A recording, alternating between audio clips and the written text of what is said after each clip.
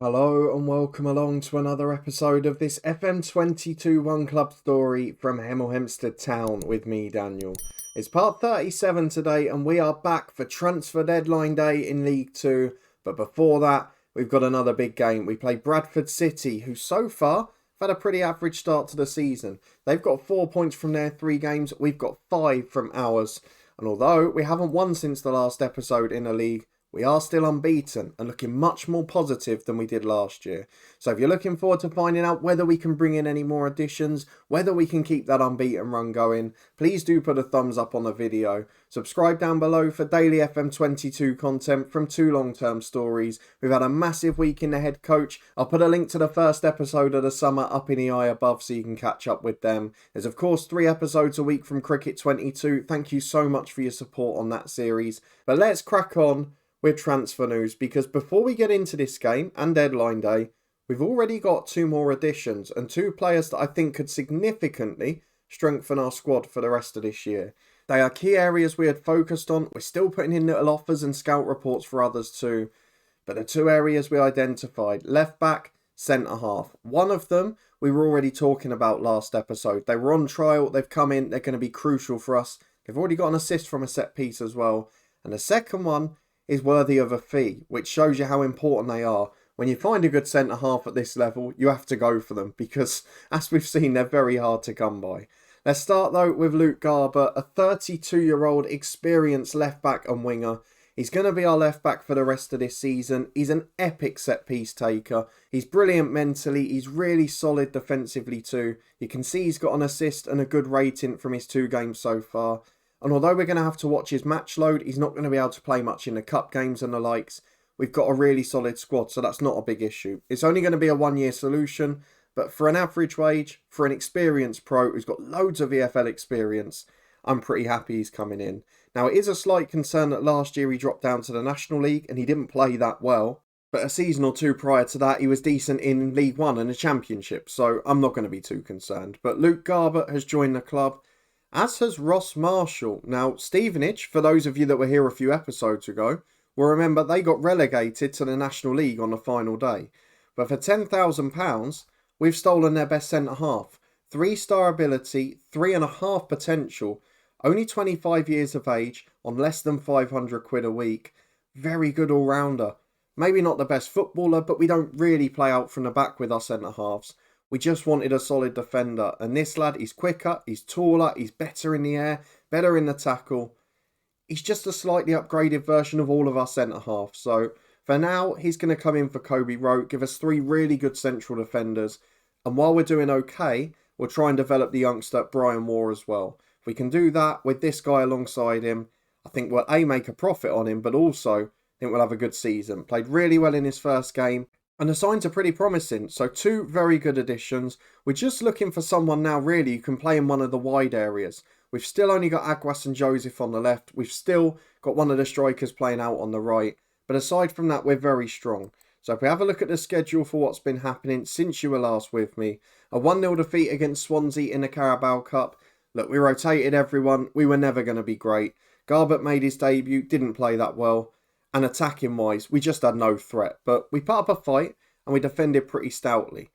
The back-to-back games after were really positive. Away at Stockport, Luke Armstrong got his first for the club. Paulo Aguas picked up an injury as well. But in the first half, we were able to come back into the game. And we were by far the better side come the end of it.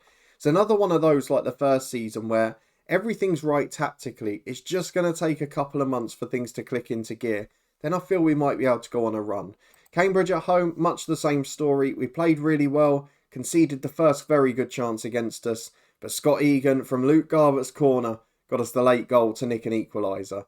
That's the benefit of having a tall side, a strong side. So I think I've put a real focus on this year. And I hope it's going to keep leading us to points, because at the moment we look pretty good. And if we can just have a boring mid-table year, I know it's not great to watch, but if we can get a cup run, that might make up for it. If we can just have a solid year where we don't have to worry about relegation, I'll be very happy come the end of it. So with that in mind, let's go and get into the 4th game of the season, see if we can keep adding to that points total. There's going to be a few selection dilemmas as well, but largely the focus is going to be on deadline day. Bradford away, a side that are expected to do pretty well, finishing mid-table, And of course, they're a massive club in comparison to us reputation-wise. So let's see what lineup's being recommended and what lineup we're going to go for. Well, in terms of squad going into today's game, I don't think we can be much stronger. Of course, the only injury really is Aguas on the left wing. We have identified the player we want to sign to replace him. I've just put in an offer for him. He was a trialist and he's finally reduced his wage demand. So we're taking advantage of that. You might get to meet him on deadline day tomorrow. But for now, it's Ryan Boot between the sticks, McDonough and Garbutt the fullbacks, Brian Waugh alongside Marshall, the new centre-half, Egan in the holding role, Davy Haseman, the centre mids, both had a decent start to the season. And then Armstrong off the right, doing okay. Been a decent start for him, with Joseph off the left and Malcolm up front on his own. He's not managed to find form just yet, but I'm sure that will come in time. We've got quality on the bench, lots of players like Rowe, Fernandez and Brunt and Sedende. All of them were key men for us last year. We've then got the likes of Growell Pollard as a new signing. And I just feel we've got a really solid squad this year. We're not going to set the world alight. We're not going to win the league. But I fancy us to have a really solid year. Now let's hope we continue the positive start away at Valley Parade. Off we go. Crucially as well, pretty early in the season, we know what our strongest side is. No changes. We're playing the same team 2 league games in a row. Trying to build consistency. We're going to tell the lads they've got nothing to lose. Get into the first half. And away at Bradford, big crowd will be in. We've got a chance to shock the odds. As Garbutt's got an early corner. Can he find the delivery? Up to Haseman. Good save. Down to Egan. That's the benefit of A, having a striker in midfield. And secondly, having a big team. Garbutt's delivery right on the money again. And we're ahead in the second minute. Perfect start. As we're back again at left back with Luke Garbutt, who looks like he's going to be such a key man for us here. Malcolm tries to get released by Haseman, makes that run in behind but intercepted. Cook plays up to Diallo. Bradford have got a very good team. The likes of Ferry, Cook, excellent players, as is Thomas. And to be honest, Boot probably should have done better with that. It goes into the corner. It's a lovely move. But 1-1, what a start to the game. Certainly entertainment for the fans. The one thing I will say for this season as we reach the half an hour mark, if you have a look at the stats, that has been a pattern across most games. We've been utterly dominant. We're still a little bit weaker at the back. We've got a few players to bed in just yet. Garbutt and Marshall not fully match fit. And going forward, it's going to take a while for all these players to gel. But the core basics are there. The style of play is there. It just needs work now. And with us training professionally, it shouldn't take quite as long as it did in the National League South. Now, I really think we can be maybe bottom half of the top half. And that would be a good season for us. As it stands, though, we're due to be unbeaten yet again. And if we can stay 4 games unbeaten, albeit with 3 draws, we have to consider that a very good start. With 25 to go, though, it's the same problems up front. The new players just not getting settled in. So Sedende will come on. Fernandez will come on. He'll go to an attacking duty on the right. And then Teddy Davies had a poor game weirdly. So Lewis Brunt will come on for him. Think we're going to switch them round because Haseman going forward, such a good player. And instead of switching them in terms of sides, we'll leave them on their natural feet. And we'll put Haseman as central midfielder on attack from there. 25 minutes left. Can we find a breakthrough? Very similar position to the Northampton game in the last episode. As Garbutt puts a corner in, Armstrong's header. Could have been a great final contribution. Instead, straight at the keeper. In fact, all of our changes have suddenly not happened. And everything says that it's not occurring. Did I cancel something by mistake? Because it says there they're happening. There we go. We've confirmed them again. The changes were saved. That's a little bit weird. Marshall plays to Davy at the back to McDonough. Better not check we've got the full match glitch. We haven't. Though Malcolm's in. We might want to cancel them now. Javan Malcolm has scored the goal. And suddenly the plan changes are going to look very different. Because we're not taking him off after that. Hemel lead 2-1. And Sedende is probably going to have to be patient again. As we're going straight from the kickoff. You know my superstition. Don't even get the chance to make the changes. Watt into Smith. Back to Watt again. He goes forward to Diallo. Now don't concede from the kickoff. We're very susceptible just after scoring. We've got to try and see this one out. Good block from Brian Waugh. Well done, Joseph. Garbutt picks it up. Very composed at the back. And we're keeping it nicely. This is the difference to last year. We're a little bit more composed. We've got a little bit more quality on the ball. Though Jones goes long downfield here. Brian Waugh intercepts. He finds Garbutt on the left wing. Plays down the line to Joseph. He's got options. Goes inside to Haseman.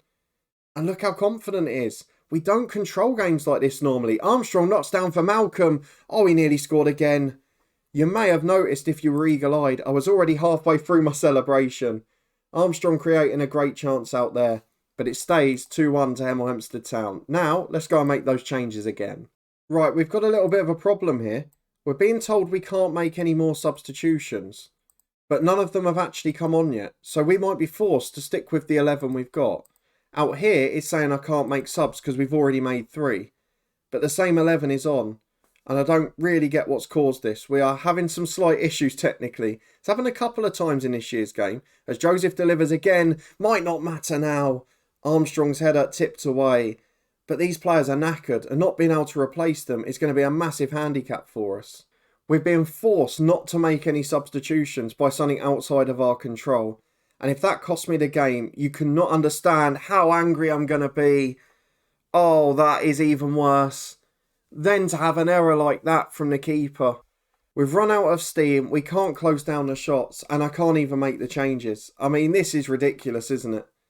I keep getting told that everyone's struggling and should be substituted. I know they should be, but you're not letting me make them. We've got a throw on the left with Garbutt.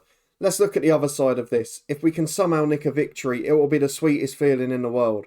Garbutt gives it to Egan, to Joseph. It's been a great performance. Malcolm again. Davey, Hazeman, wonderful move. Great save, Hornby. And that's been the difference tonight. Their goalkeeper's been in the form of his life. Our goalkeeper has had a nightmare. Garbutt's going to take the corner. What a time it would be if we could win it. To the back post to Hazeman. Header just over.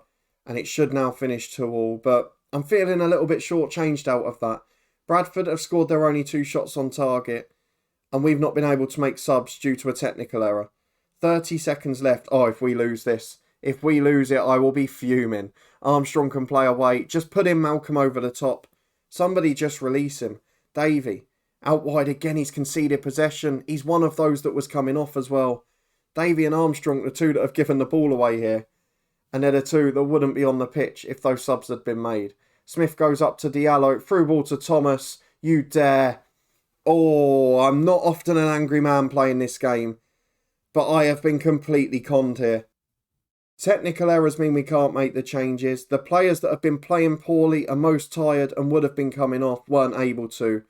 Look at those stats, it's filthy. We lose 3-2. I'm angry about the manner of the goals we've conceded, but equally, what can you do? If you can't make changes and you're playing against fresh legs, these things are always going to happen. A little bit of a naughty one that, but we'll bounce back. We're not going to get too downhearted. On to deadline day, hopefully no repeat of the technical errors. We are back for transfer deadline day. There are potentially some ins.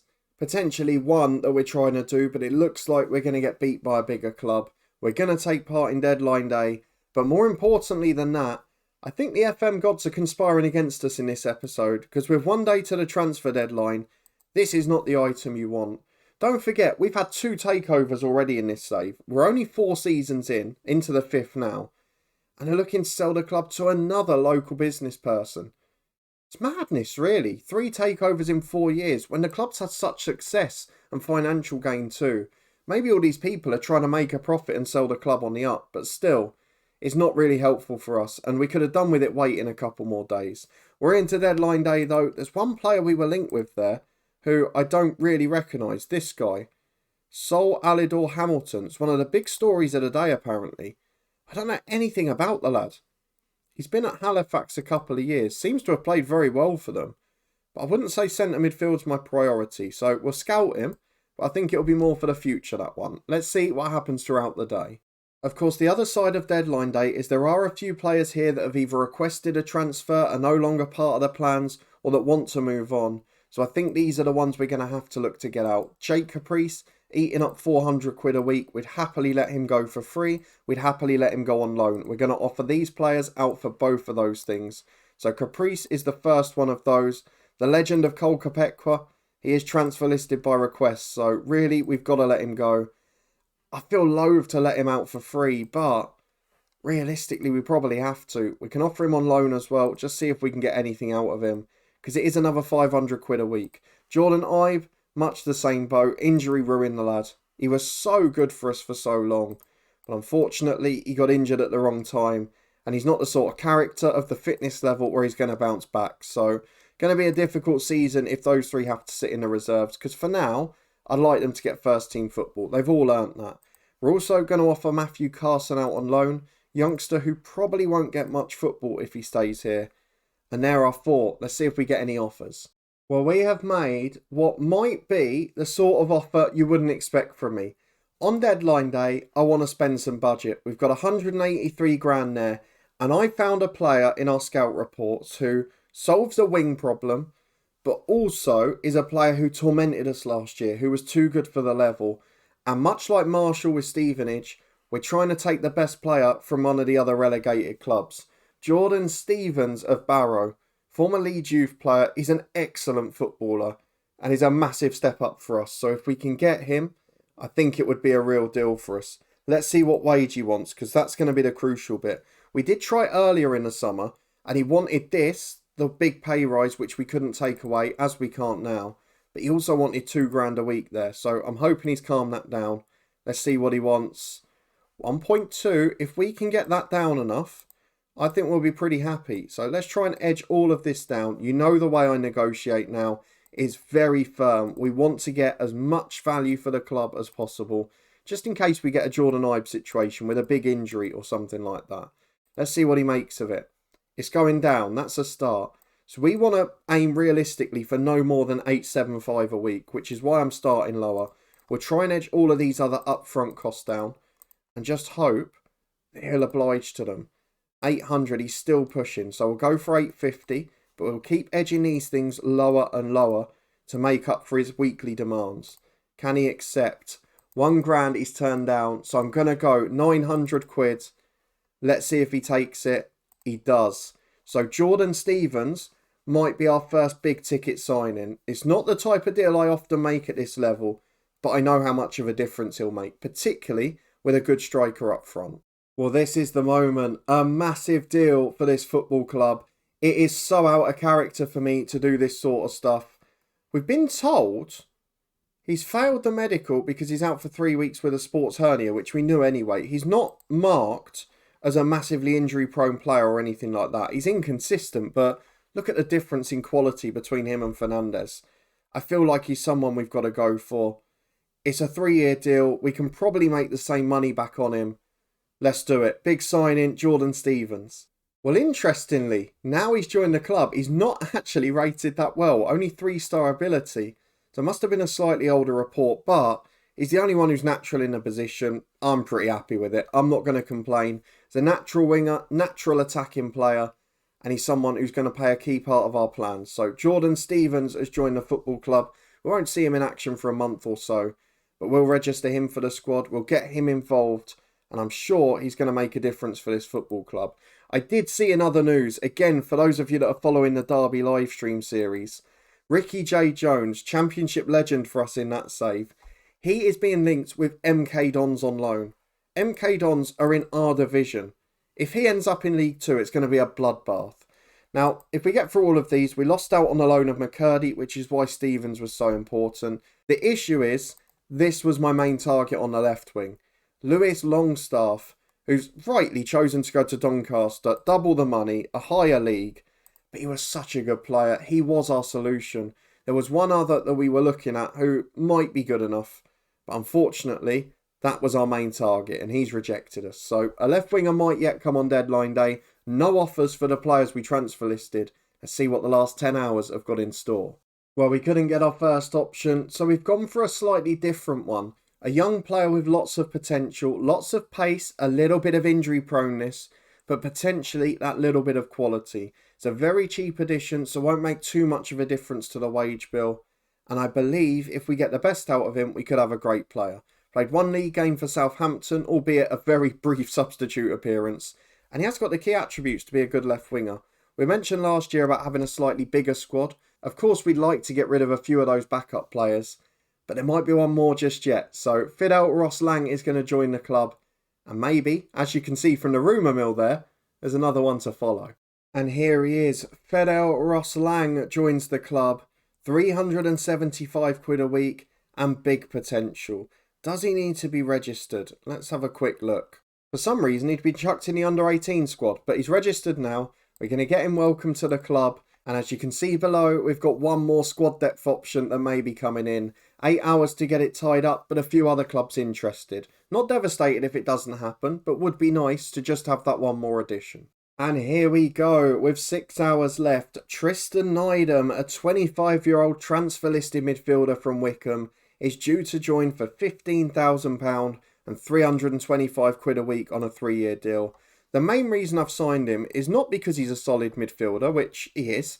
His fitness isn't great, he's not maybe a regular starter every day, but he is a player who's got League 2 experience, he's so versatile, and he's someone who can contribute to this squad. He's got a full depth of EFL experience, he's played in League 1 for the majority of his career, was an initial early wonder kid at Ipswich. I remember having him on an old FIFA where he was just brilliant. But for now, Tristan Nydam is going to join us here at Hemel Hempstead Town, and I hope it'll be a good squad addition. 6 hours to go, that should be the last of our business. And here he is, another very solid player, 3-star ability, not yet fulfilled his potential. But he is a solid all-rounder, not the best physically, he's a little bit shorter, but very good mentally. Technically he's a good player, got a wand of a left foot, and may suit that sort of central midfield attacking role. Reminds me a little bit in the way he plays of an Oliver Turner. Maybe not the most fluent, maybe not the most physical, but certainly a good player if you give him time on the ball. Tristan Nydam will be our solution in that area. Would have been nicer to keep Turner, but it wasn't to be. Why can't I register Nydam? Right, maximum squad size of 22. Joseph's registered, despite being at an age where he doesn't need to be. So we'll put Nydam in instead. That's our 22-man squad. And we're going to have to work hard now, because outside of this window, while the non-league loan one's open, we're going to have to get some players out on loan, because this squad is now a little too big. That signing means Harry Brook can go out on loan. We're going to try and offer him now. But in terms of ins, that's us done for the window. Let's see if there's any big surprises on the out front. And there we go. The transfer window is closed. A big signing on deadline day. One that you probably wouldn't expect from me if you're a regular follower on the channel. I'm not the one who will normally splash the cash. I'll always take the cautious option. But 3 deadline day signings adding to an already good squad. We spent 115 grand on Jordan Stevens. I see him in much the same bracket as Marshall. He's going to make a difference for this football club. Fedor Roslang was second choice, but still adds a bit of depth on the left wing. And Tristan Nydam, very solid midfielder and international, and adds a little bit of quality technically to the squad. So I'm really pleased with that. We've got a lot of work to do in terms of loaning some of these backups out, but I'm pretty happy with the squad now. The issue is, we've got to bounce back from a defeat because of that ridiculous game on Saturday. I'd almost forgotten about it a little bit, but not being able to make the subs, the way in which the 2 goals were conceded, it all just stunk a little bit, didn't it? But we are going to get through the next few games. We're going to come back for this patch in the middle of October. Just stands out to me. Tranmere and Salford look like 2 very good games. We'll see how it works out. We might change our mind as we get there. But roughly the middle of October is when we're next going to see some games. Hopefully we can continue our solid start to the season, looking very good in front of goal, looking decent enough at the back, albeit goalkeeping errors cost us last time. And hopefully we'll be allowed to make substitutions when we next turn up. But if you did enjoy this episode, the transfer deadline day special, a busy one at Hemel Hempstead Town, please do put a thumbs up on the video. Subscribe down below for daily FM22 content from 2 long-term stories. Let me know in the comments what you think of deadline day. Are they going to prove to be panic buys or good additions to the squad? I'm interested to know what you think. I'm not going to panic about the defeat, but do you think I should be? Let me know down there as well. We've had a big week in the head coach, and you can find that playlist up in the eye above, as well as Cricket22, the podcast channel, and of course the Twitch channel for regular live streams. But a massive thank you for watching. Your continued support as always, it is greatly appreciated. And I'll see you next time for a big episode with Hemel Hempstead Town, where in about 10 games time we'll probably know for sure if we're going to be scrapping for relegation again, or if we're going to have comfortable survival. I'll see you there to find out which it is.